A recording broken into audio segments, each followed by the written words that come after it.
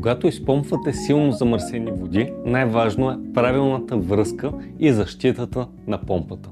Днес свързваме дренажна помпа за силно замърсени води G-Max Cut, модел с чугунено работно колело и стоманен нож, който надробява едрите отпадъци.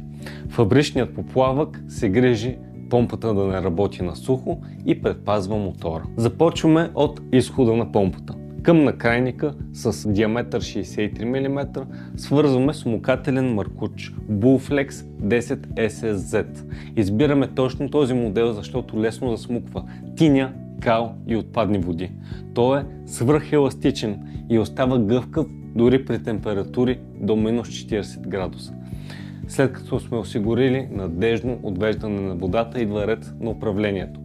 При големи обеми течност препоръчваме система с две помпи, свързани към защитно табло C1D2.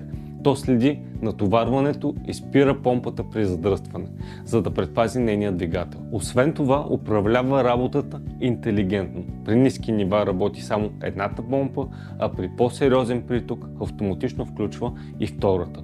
Дори при дълги периоди без работа, таблото периодично стартира за няколко секунди помпите, за да предотврати блокиране. Финалната стъпка е контролът на нивото.